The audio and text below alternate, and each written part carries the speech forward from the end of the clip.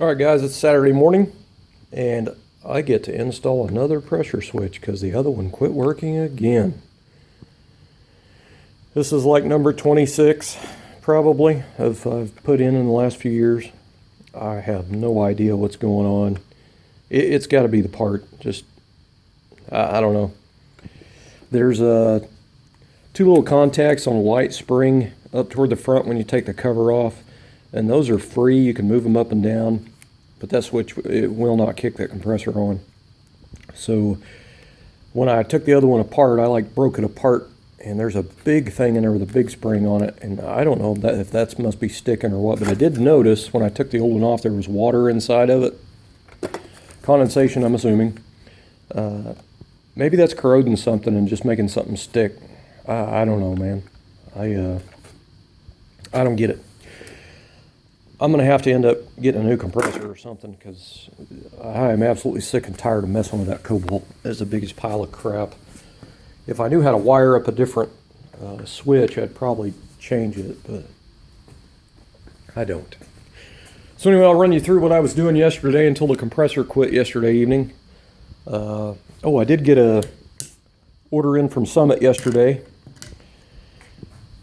These are American Auto Wire terminal crimpers for the small and the large ones.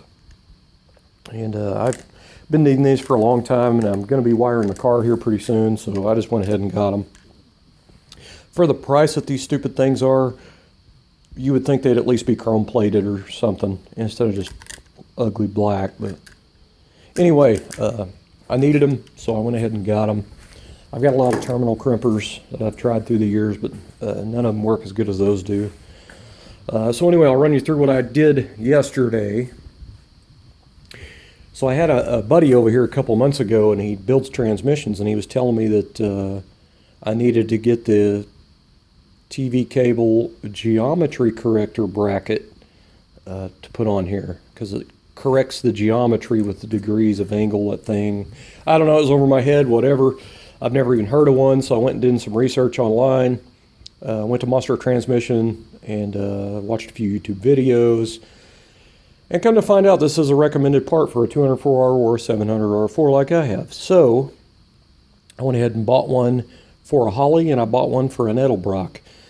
They do not make one for a Demon, go figure.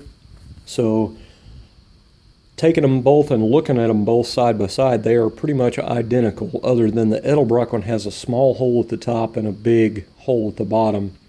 The Holley one has the same size hole top and bottom, but the hole in the bracket was, I'm going to estimate 5/16. I didn't check it, but the throttle linkage on the Demon is a 1/4 inch hole, so there was too much slop in it. I mean, I could have tightened it down and been okay, but I didn't want it to come loose later and get some slack in here. So what I did was I used some bushings, and I'm not sure all the diameters and all the crap on this. I've got an assortment of these, and so I used 2 of them. They are a little long, so I had to file them down to get them to work. But anyway, the linkage kicks out at an angle and down, so when you bolt this bottom piece on flat, it sticks out a 1/4 inch up here. So all I had was 2 stainless steel 1/8 inch spacers, so I doubled them up, and it took the slack out of it. So it moves this back, and it's actually up a little bit. But anyway, so my bracket was too far forward, so I had to cut it off and build a whole new tab up here to pull this back. And when I built this originally, I didn't have. I guess I had this all the way back, so yeah, I needed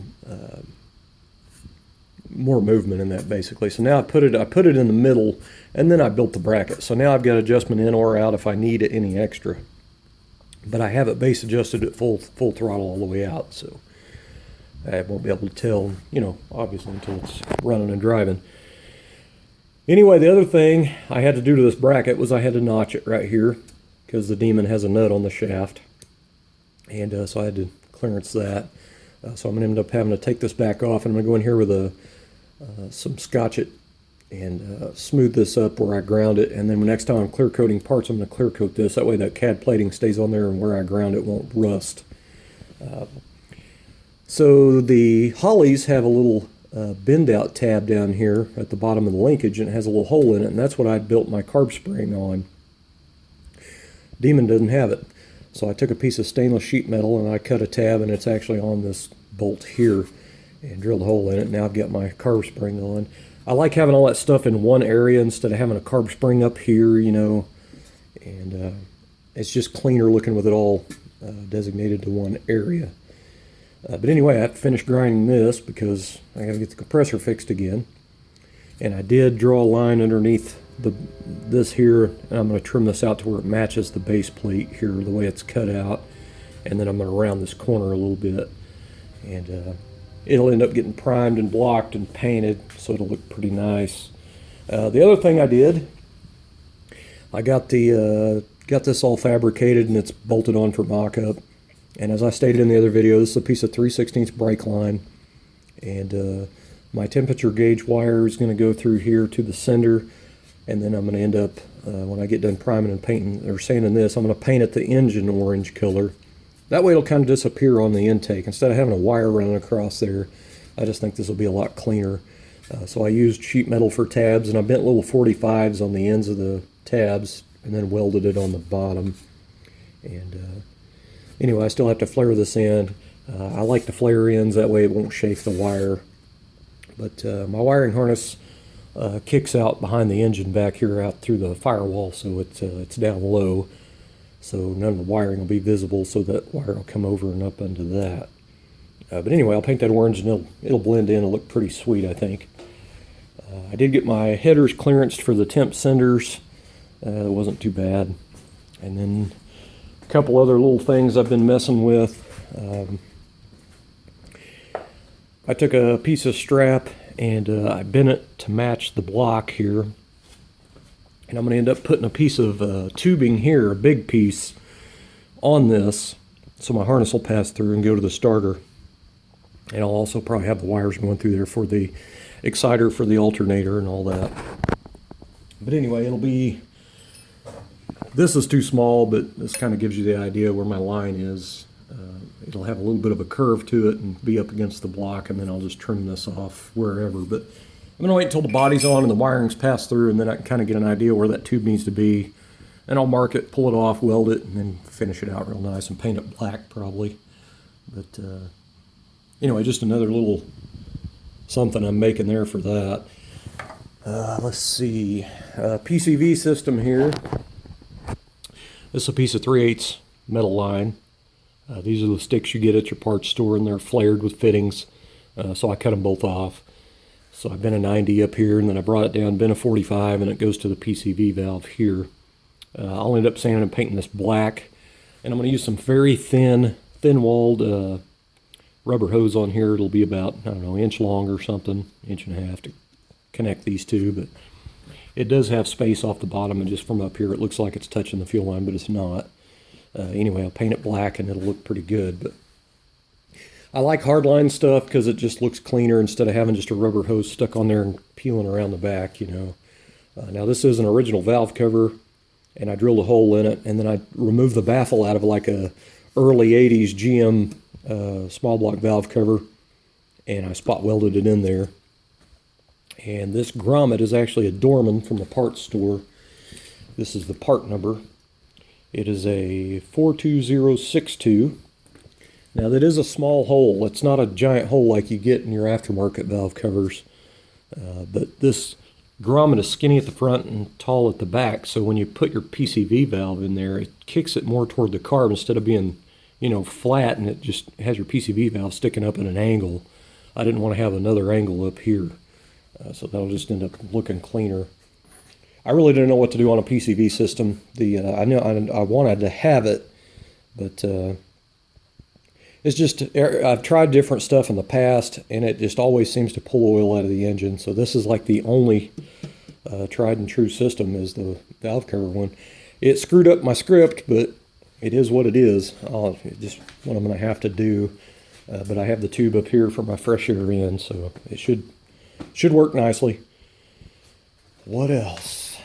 I did get my oil pressure sender on, and I did have to put it at a 45 to clear the linkage for the shifter on the automatic column.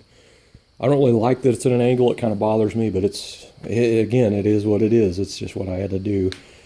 I had a couple of open holes in the block, and you know, a lot of them on the engine I've put bolts in just to not have an open hole basically.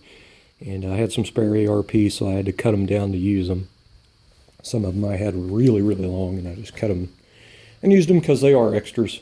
If you can imagine you wind up with a lot of extras. This is all extras, 12 points right there. And I mean, there's a bunch because I've always been buying 5-packs. It kind of sucked, but now that I'm almost done with buying pretty much all the 12 points I needed, Bitchin' 57 off the Try 5 forum gave me a link to a place that actually sells them in singles, so that would have been good to know a couple years back actually. But anyway, I'll end up using them on another car or something, and you know, by the time the car's done, I'm sure that box will get a lot thinner because I end up needing some for something else anyway. But anyway, I'm gonna run you through something I do on my HEIs because I am a diehard HEI user. I like these things. They've always done me well, and when they do go out, it's, you know, it's usually the module or the coil. It's pretty simple, and their parts are always in stock at the parts store, so I've just always been an HEI guy. They are big, they are ugly, and they're not as nice looking as a point style distributor, that little skinnier cap, you know, but this is what if I'm going to be driving something a lot, that's what I want as an HEI. But anyway, this is the coil cover. It goes on top, you know, and these things are ugly, and it doesn't help that this thing's dirty as hell either. But anyway, so what I do is I go to like the pull apart salvages, and I make a pass through the GM aisle, and front wheel drive early 90s Cadillacs. I don't know what year, and I don't even know what model of Cadillac, but they had an HEI style ignition. You know, I'm sure it had the extra plug-in for computer crap, but they have this style coil cover on them. They're a little taller, and they're just a smooth top. It's domed a little bit. I like that. It just looks cleaner to me, and that's pretty much the finished product on there. And the other thing I do is I change out them plug boots. They have this little tab on top, you know, for that round ring that snaps onto the original. I never did like that thing. They're kind of a pain in the butt. And so anyway, I use this style boots on top. And I never can remember if these are MSD or tailored, but they come in one of those cut-to-fit kits. But so this is the ones I always end up with, and I just like them better because they don't have that top hat clip thing on top, you know. But that's what it looks like when you're done. It's just a nice, it's just cleaner looking, especially for as big as these things are. But I always change my caps out to black because I don't like to open the hood on my cars and have a red distributor cap. Yeah, that's the first thing you see when you open the hood is something red under there. So I have a big bin that I have a lot of HEIs and parts and pieces in, and I bet you there's 4 or 5 brand new MSD red caps over there, and there's even a couple of these tan ones from Excel in there. And I've actually had pretty good luck with the Excel HEI, the whole unit, and the MSD one I've actually bought one and it did not work. And brand new out of the box. And anyway, I can't remember what I got for this 55. I don't know if it's MSD or Excel, but I have extra parts and pieces here, new stuff, so whatever. But anyway, this is a finished product. That's what it'll look like when it's done. And to me, you know, all black, it kind of goes away when it's black, and it just looks better. So my video the other day, I showed my plug wire loom thing I built for this side. I actually started on the passenger side, and that's when my compressor wouldn't kick on. So I'm going to go ahead and get this new pressure switch put on here. And the actual gauge on my compressor that tells how much air is in the tank, it never did read right. So I ended up buying a new one a while ago as well. It was like $10. But this pressure switch here, I did mess with it for a little bit before I ended up losing my temper. As you can tell, this thing lost a battle there. This is what I think is sticking in this thing, is this. And there's little contacts in here, and I've bent these tabs away, but it's just like a points contact. There's one on each side, but they're clean. I mean, there's one little spot where it looked like it's welded up in the corner, like where it welded itself. But I could put a screwdriver up in there and move this up and down so this wasn't stuck. And I whacked on it with a hammer a little bit, and it didn't unstick anything. But what I did notice when I took this off is it had a lot of water down in there. So it makes me wonder if that condensation is causing issues with something sticking. But this is definitely something I have to get figured out, or I'm going to end up taking this thing to a scrapyard and dumping it off and get me a whole new compressor. But be my luck, it'll be the same thing over and over, no matter what I get. But anyway, guys, I'm going to get at it.